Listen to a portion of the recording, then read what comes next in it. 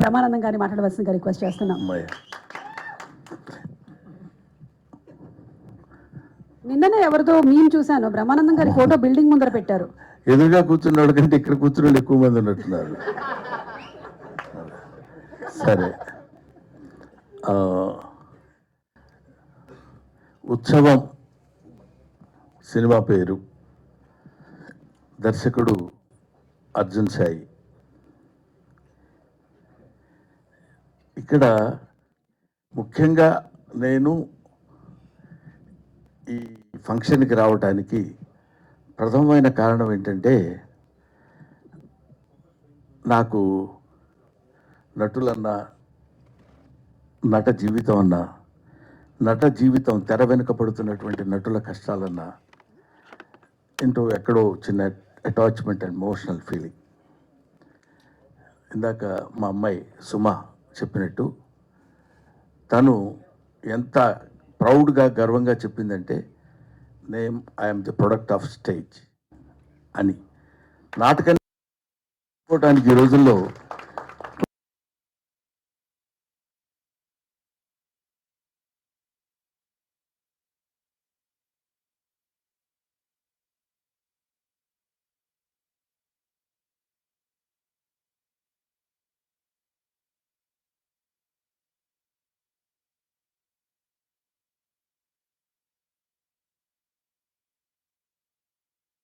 అష్టదిగ్గజాల వల్ల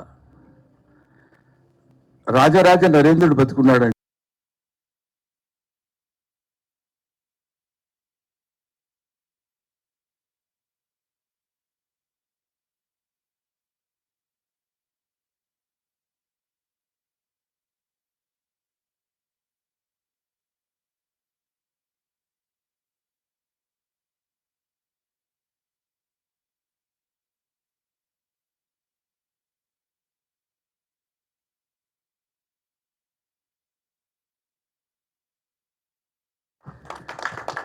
రంగస్థలం కోసం, రంగస్థలం మీదనే తండ్రి కొడుకుల వాళ్ళే, రాముడు వాళ్ళే అన్ని రకాలైనటువంటి విభిన్నమైన పాత్రల్ని పోషించి అలా అలా అలా చేతిలో పట్టుకుని ఆ వెలిగిపోతున్నట్టు ఆరిపోవటానికి సిద్ధంగా ఉన్నటువంటి రంగస్థలాన్ని ఇవాల్టి వరకు వెలిగిస్తూనే ఉన్నటువంటి ఆ మహనీయ కళాకారుల యొక్క హృదయాలకి శిరస్సు ఉంచి పాదాభివందన చేస్తున్నారు.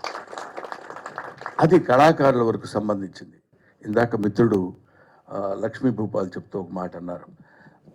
రంగస్థలం, రంగమార్తాండ సినిమాలో చాలా బాగా యాక్ట్ చేశారు బ్రహ్మానందం గారు అంటూ ఒక మాట చిన్నది యథాలాపంగా వదిలేశారు ఆయన. ఏంటంటే, ప్రకాష్ రాజ్ గారి కంటే కూడా బాగా యాక్ట్ చేశారు అని. అది నేను దాన్ని మెన్షన్ చేయకపోతే దాన్ని నేను అంగీకరించినట్టు అవుతుంది. Prakash Raj is a Born artist. అంతటి మహానటుడు అతను. నటుడుగా అంతటి ఉన్నత శిఖరాలను అందుకున్నటువంటి, అతనిలో ఉన్నటువంటి ప్రతి అణువు యాక్ట్ చేయగలిగినటువంటి కెపాసిటీ ఉన్నటువంటి మనిషి, ఆర్టిస్ట్. అటువంటిది వాళ్ళతో పోలిక కాదు. నేను ఇది జెన్యూన్గా చెప్తున్న మాట, ఏదో మొడెస్టీగా చాలా మంచివాడిని అనిపించుకోవటం చెప్పే మాట కానే కాదు. రంగస్థలం సాక్షిగా చెప్తున్నాను. ఆ రోజు ఒక కృష్ణవంశీ కానీ, ఒక ప్రకాష్ రాజ్ లాంటి వాళ్ళిద్దరూ నన్ను ఎన్నుకుని నా దగ్గరికి రావడం, అది నా గొప్పతనం కాదు, వాళ్ళ సంస్కారం.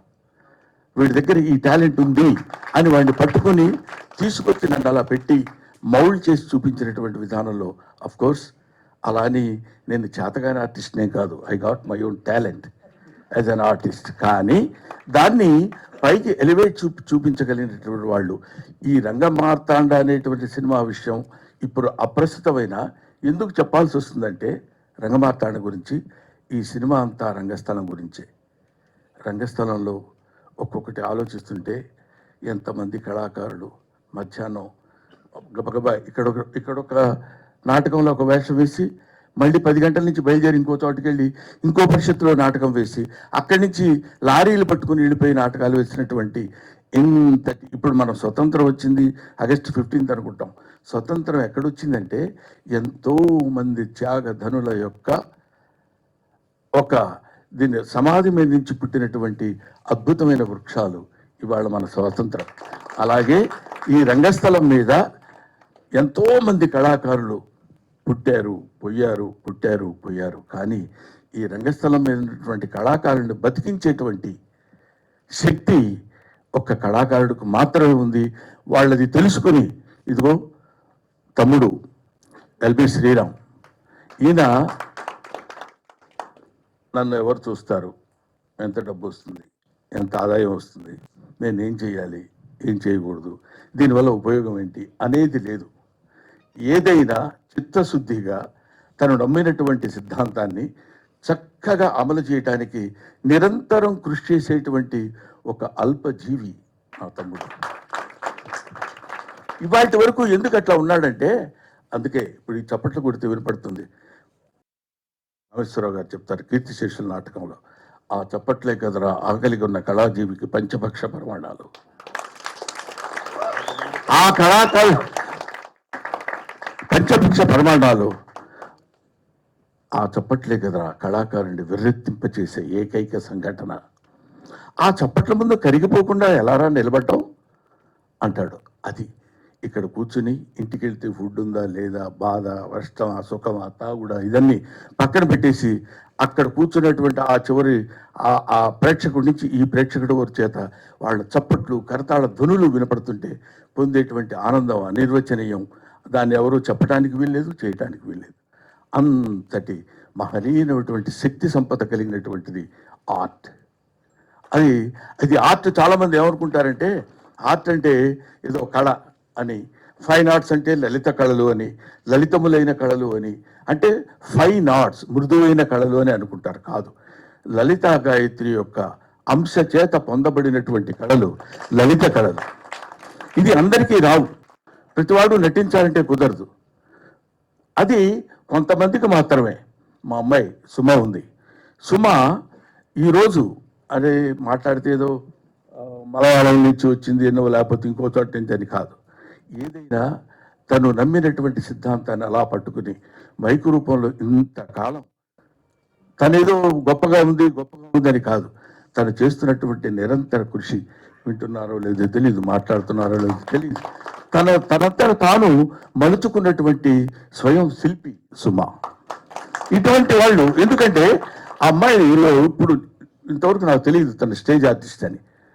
ఇలా చెప్తున్నప్పుడు ఓహో ఇటువంటి వాళ్ళు కూడా ఉన్నారా, మనకు తెలియని విషయాలు ఎన్నున్నాయో కదా అని. అది అద్భుతమైనటువంటి ఇటువంటి కళాకారులందరినీ ఒకచోట చేర్చి వీళ్ళ మీద ఒక సినిమా తీయాలని అనేటువంటి ఆలోచన రావడమే నిజంగా చిన్నవాడు అర్జున్ సాయి. వారికి నేను సిన్సియర్గా బాటమ్ ఆఫ్ మై హార్ట్, నా హృదయాంతరాల నుంచి అతన్ని అభినందిస్తున్నాను. ఎందుకంటే ఇందాక రైటర్ చెప్పారు, ఇక్కడ ఇలాంటి సినిమాలు ఎన్నుకోవాలంటే దానికి కొంచెం దమ్ము కావాలి. దానికి ఇది చెప్తూనే అటాక్ చేయగలిగినటువంటి, అంటే మళ్ళీ సినిమాటిక్గా కావాల్సినటువంటివన్నీ డీల్ చేయటం. ఇందాక మా ఏం రత్నం గారు చెప్పారు. ఏం రత్నం గారు అంటే ఆ రోజుల్లో ఆయన వస్తున్నా అంటే దడదల్లాడిపోయేవాళ్ళం. ఆయన సినిమా ఏంటంటే అది మన ప్రకాష్ రాజు, మేము సంకల్పం సినిమాలో ప్రకాష్ రాజు మొట్టమొదటిసారి ఎంట్రీ, ఆ తర్వాత నా ఎంట్రీ. అంటే ఇంచుమించు ఇద్దరము అప్పుడప్పుడే సినిమా ఇండస్ట్రీలోకి వచ్చిన వాళ్ళం. ప్రకాష్ రాజు ఆ సినిమాలో ఇంట్రడ్యూస్ చేశాడు ఆయన. అలా కనపడుతున్నాడు మామూలుడు కాదు, ఓ మాటలో చెప్పాలంటే పొట్టోళ్ళు తక్కువోళ్ళు కాదు.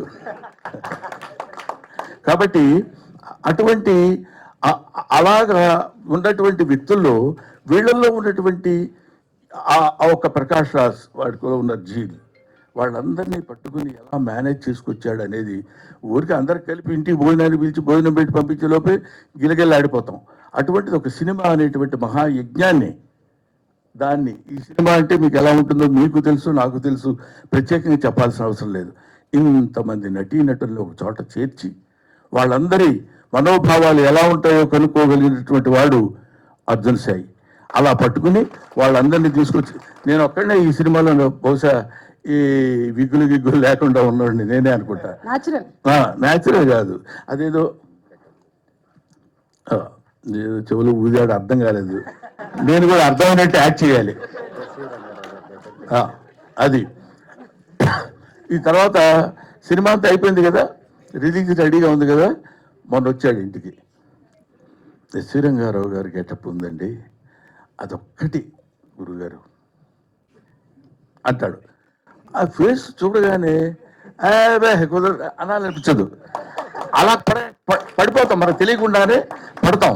అలా పడేశాడు ఇంతమంది ఆర్టిస్టుల్ని, ఇంత పెద్ద పెద్ద టెక్నీషియన్స్. అంటే మామూలు విషయం కదా. ఒక అనూప్ రూబెన్స్ కానీ, లేకపోతే మన గౌతమ్ ఎవరు రసూల్ ఎల్లోరా, అవి చూస్తుంటేనే ఒక అద్భుతమైనటువంటి వాళ్ళందరినీ పట్టుకుని ఇతనైనా ఇవన్నీ చేయించింది అనే అనుమానం మనకు కలిగే విధంగా ఒక అద్భుతమైన సినిమా తీశాడు. ఇది నిజంగా ఉత్సవమే. ఇది ఇలాంటి సినిమాలు బతకాలి, ఇలాంటి సినిమాలను మనం బతికించాలి అనేటువంటి అభిప్రాయంతో, ముఖ్యంగా నేను ఈ మధ్య మెడిటేటివ్ ప్రిన్సిపల్, ఈ పెద్ద సినిమా ఫంక్షన్లకు వెళ్తే అందరిలో